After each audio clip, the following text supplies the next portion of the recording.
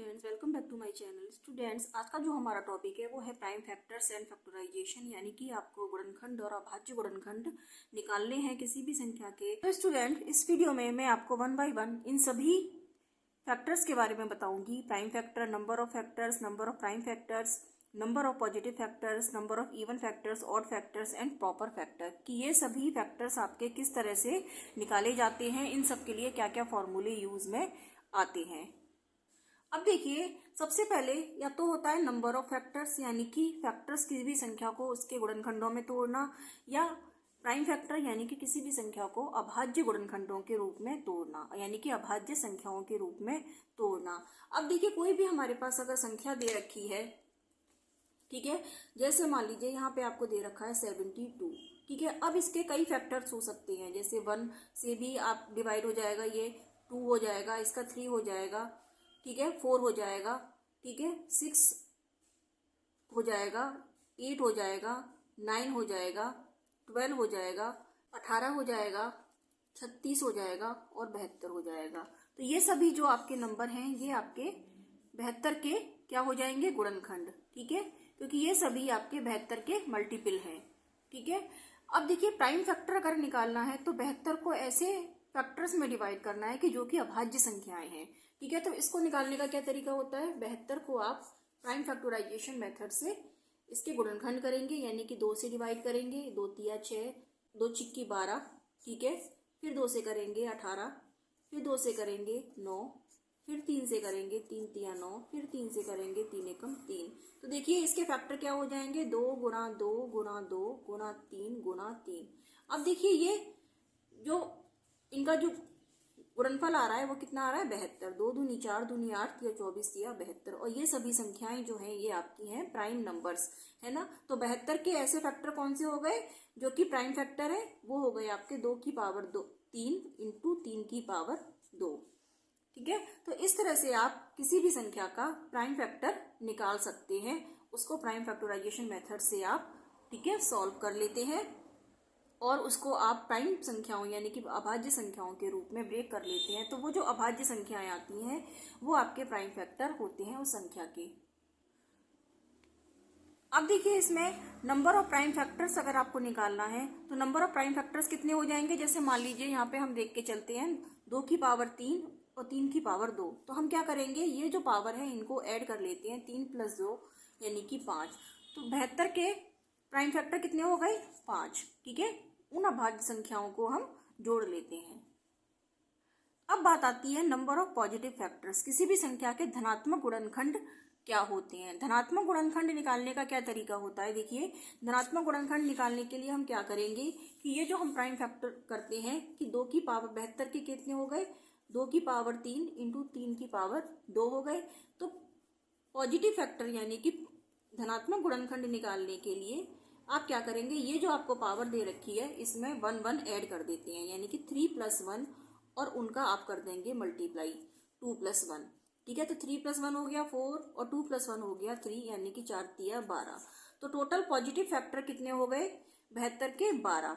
तो आप देखिए, यहां से भी देख सकते हैं, मैंने 72 के फैक्टर करे थे, यानी कि 72 के मल्टीपल निकाले थे। तो ये देखिए कि आप काउंट करिए, 1 2 3 4 5 6 7 8 9 10 11 12, यानी कि 12 फैक्टर आ गए। अगर आपको डायरेक्ट निकालना है तो क्या करेंगे, आप प्राइम फैक्टर करेंगे और उन फैक्टर की जो घात है उसमें आप एक एक ऐड करके मल्टीप्लाई कर देंगे, तो आपके टोटल फैक्टर्स पॉजिटिव फैक्टर्स आ जाएंगे।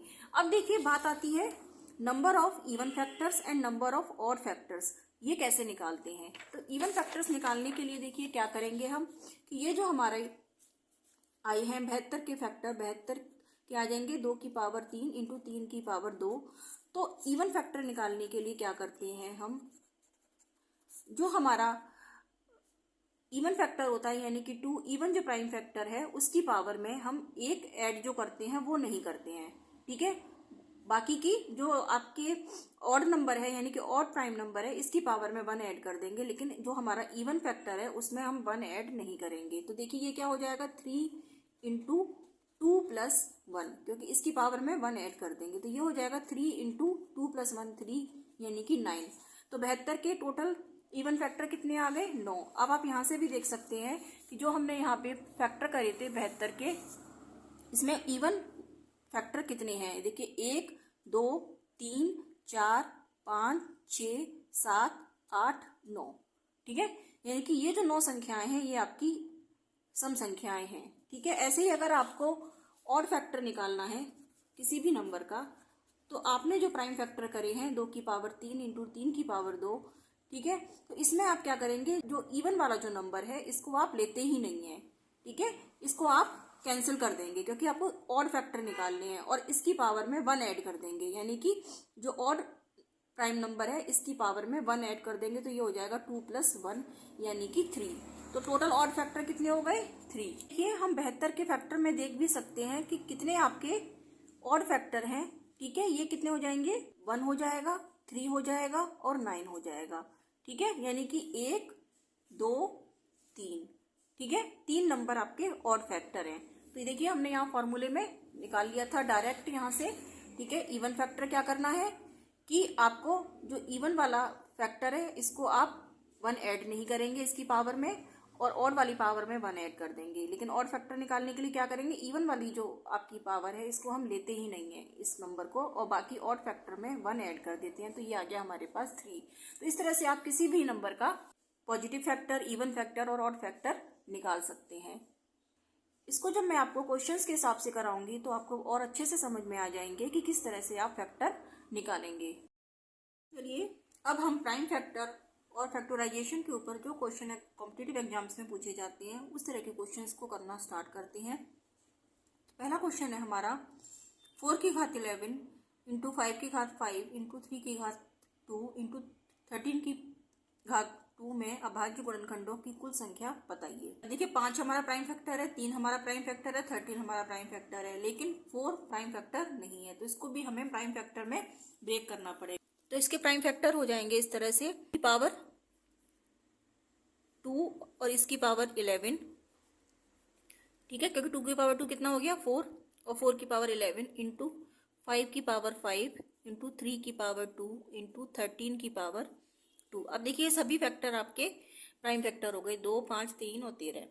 तो ये देखिए अब ये क्या हो जाएगा, a की पावर m और इस पूरे की पावर n, यानी कि ये क्या हो जाता है a की पावर m इंटू n, यानी कि इन दोनों पावर की आपस में मल्टीप्लाई हो जाती है। तो ये हो जाएगा 11 दूनी 22, यानी कि 2 की पावर 22 इंटू 5 की पावर 5 इंटू 3 की पावर 2 इंटू 13 की पावर 2। अब इन क्या करेंगे, इन सारी फैक्टर्स की जो पावर है इनको ऐड कर देंगे, तो ये हो जाएगा 22 + 5 + 2 + 2, ये हो जाएगा 27, 29 एंड देन 31। तो अभाज्य गुणनखंडों की कुल संख्या कितनी आ गई, 31। आंसर जो ठीक हो गया इसमें ऑप्शन नंबर बी। इसी तरह से देखिए अगला क्वेश्चन करते हैं, 6 की पावर 333 इंटू 7 की पावर 222 इंटू 8 की पावर 111 में अभाज्य गुणनखंडों की संख्या बताइए। तो देखिए सबसे पहले जो हमारा काम है वो इनको अभाज्य गुणनखंडों यानी कि प्राइम फैक्टर में ब्रेक करना है, क्योंकि 6 और 8 हमारे प्राइम फैक्टर नहीं है।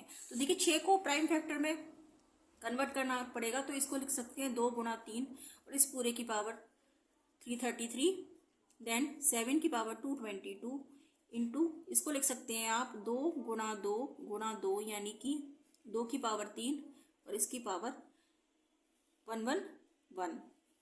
तो देखिए ये हो जाएगा 2 की पावर, ये ब्रेक हो जाएंगे इन पावर, यानी कि 2 की पावर 333 इंटू 3 की पावर 333।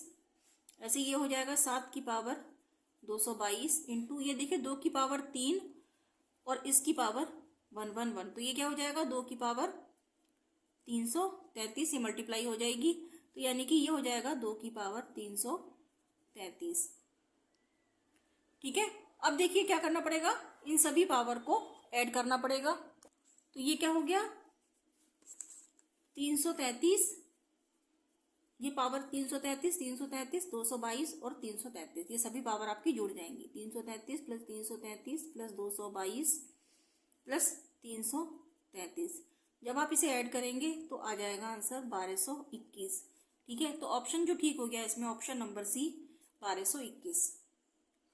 अगला क्वेश्चन है 325 के कितने धनात्मक गुणनखंड हैं, यानी कि पॉजिटिव फैक्टर आपको निकालने हैं। और पॉजिटिव फैक्टर निकालने के लिए मैंने आपको बताया था कि पहले आप इसको प्राइम फैक्टर में कन्वर्ट कर लेंगे, और जो भी प्राइम फैक्टर की जो पावर आती है उसमें 1 1 ऐड करके आप सभी पावर्स को मल्टीप्लाई कर देंगे।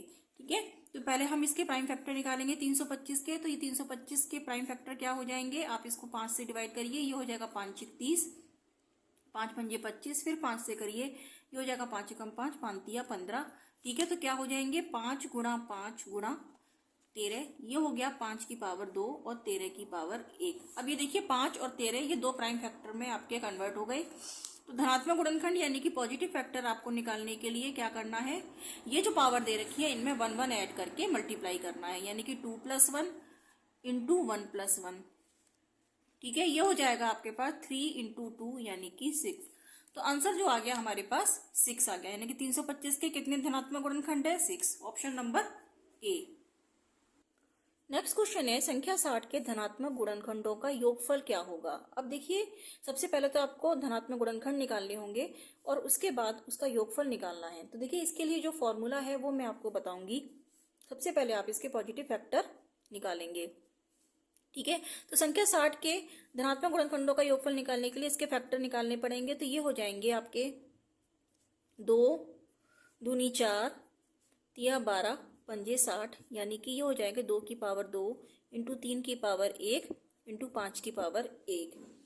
अब धनात्मक गुणनखंडों का योगफल निकालने के लिए जो फॉर्मूला है उसके लिए हम क्या करते हैं, ये जो आपको अलग अलग फैक्टर दे रखे हैं इनको हम ऐसे लिख लेते हैं, जैसे ये 2 की पावर 2 है तो इसको हम लिख लेंगे 2 की पावर 0 प्लस 2 की पावर 1 प्लस 2 की पावर 2।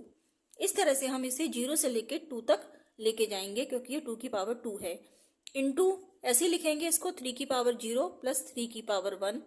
ऐसे ही इसको लिखेंगे 5 की पावर 0 प्लस 5 की पावर 1। ठीक है, ये हो जाएगा 2 की power 0 1 plus 2 plus 4 into 1 plus 3, ये हो जाएगा 1 प्लस 5।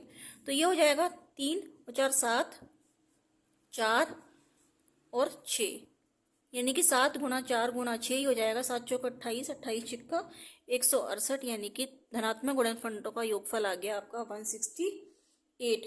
अब देखिए ये हमने फॉर्मूले से निकाला, अगर हम धनात्मक गुणनखंड निकालें और उसका योगफल निकालेंगे तो देखिए क्या होगा।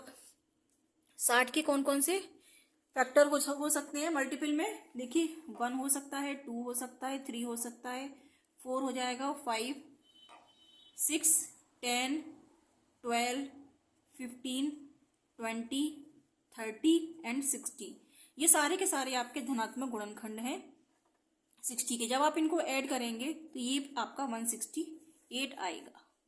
ठीक है, तो आप इस तरह से भी निकाल सकते हैं और अगर शॉर्ट फॉर्म में आपको निकालना है तो आप इस तरह से निकाल सकते हैं जो मेथड मैंने आपको बताया है। तो आंसर देखिए क्या ठीक हो गया, ऑप्शन नंबर सी 168। अगला क्वेश्चन है हमारा 108 के कितने गुणनखंड अभाज्य संख्याएं हैं। देखिए सबसे पहले इसके गुणनखंड निकालने पड़ेंगे, फिर हम देखेंगे कि कौन कौन से गुणनखंड अभाज्य संख्याएं हैं। तो 108 के जब गुणनखंड करेंगे तो वो हो जाएंगे, देखिए पहले 2 से डिवाइड करेंगे, 2 पंजे 10, 2 चौके 8, फिर 2 से करेंगे, ये हो जाएगा 2 दूनी 4, 2 सत्ते 14, फिर 3 से करेंगे, 3 नीम 27, 3 तिया 9 और 3 एकम 3। तो ये देखिए हो जाएगा 2 की पावर 2 इंटू 3 की पावर 3। तो देखिए कौन कौन से गुणनखंड आए आपके, 2 और 3।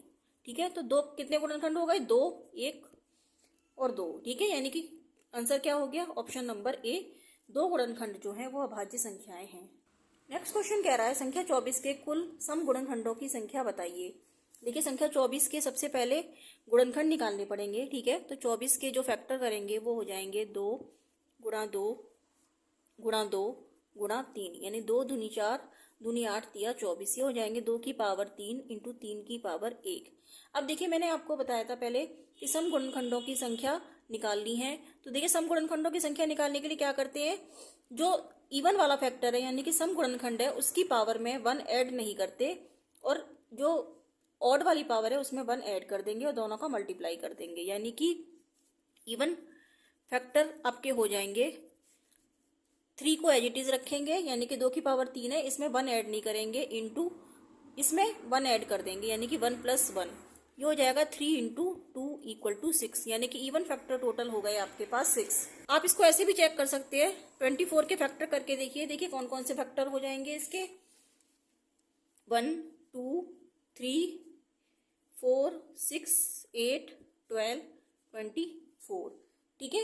अब देखिए इसमें कौन कौन से जो गुणनखंड है वो सम है, 1 2 3 4 5 6, तो कितनी संख्या आ गई, 6 संख्या आ गई। तो आंसर जो ठीक हो गया इसमें ऑप्शन नंबर सी 6। अगला क्वेश्चन कह रहा है 100 के सभी विषम गुणनखंडों की संख्या बताइए। तो देखिए 100 के फैक्टर करेंगे। सबसे पहले 100 के फैक्टर हो जाएंगे 2 दूनी 4 पंजे 20 पंजे 100, यानी कि 2 की पावर 2 गुणा 5 की पावर 2। अब ऑड फैक्टर निकालने के लिए क्या बताया था आपको कि जो इवन वाली पावर है इसको नहीं लेते हैं और ऑड वाली पावर में 1 ऐड कर देंगे। ठीक है, तो ऑड फैक्टर जो है 5 है हमारा, इसकी पावर में 1 ऐड कर देंगे, यानी कि 2 + 1 = 3। तो ऑड फैक्टर हो जाएंगे 3। अब देखिए इसको चेक करके देखते हैं। 100 के करेंगे तो क्या क्या मल्टीपल हो जाएंगे इसके, 1 2 5 10 20 25 50 एंड 100। तो देखिए इसमें कौन कौन से ऑड फैक्टर हो गए, 1 2 और 3। ठीक है, तो आंसर जो ठीक हो गया इसमें ऑड फैक्टर हो गए हमारे पास 3, ऑप्शन नंबर बी। देखिए नेक्स्ट क्वेश्चन कह रहा है यदि n की वैल्यू 4 की घात 11 + 4 की घात 12 + 4 की घात 13 + 4 की घात 14 है तो n के कुल धनात्मक गुणनखंडों की संख्या बताइए।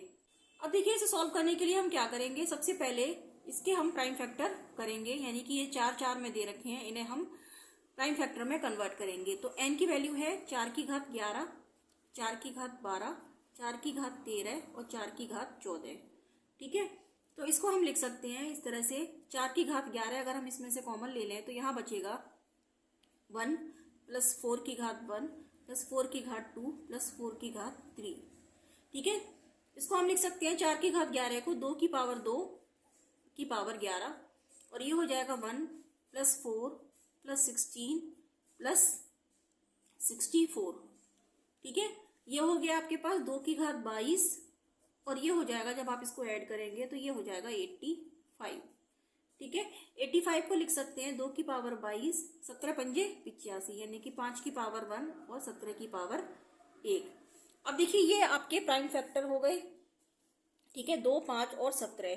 तो टोटल पॉजिटिव फैक्टर अगर आपको निकालने हैं तो मैंने आपको बताया था जो प्राइम फैक्टर है उनमें आप 1 1 ऐड कर देते हैं और उनको मल्टीप्लाई कर देते हैं, यानी कि 22 + 1 × 1 + 1 × 1 + 1, ये हो जाएगा 23 × 2 × 2, 23 चौके 92। तो टोटल गुणनखंड आ गए आपके धनात्मक 92। ऑप्शन जो ठीक हो गया इसमें ऑप्शन नंबर बी। तो स्टूडेंट्स आज की वीडियो में मैंने आपको प्राइम फैक्टर्स और फैक्टराइजेशन के ऊपर जो क्वेश्चन है सभी तरह के एग्जाम्स में पूछे जाते हैं वो सभी क्वेश्चन करा दिए हैं। आई होप कि आपको अच्छे से समझ में आ गए होंगे, और अगर मेरी वीडियो आपको पसंद आ रही है तो प्लीज इसे लाइक कीजिएगा और चैनल को सब्सक्राइब कीजिएगा ताकि आने वाली सभी वीडियो की नोटिफिकेशन आपको टाइम से मिलती रहे। जल्दी ही मिलूंगी आपको एक नेक्स्ट वीडियो में, तब तक के लिए students take care, good bye.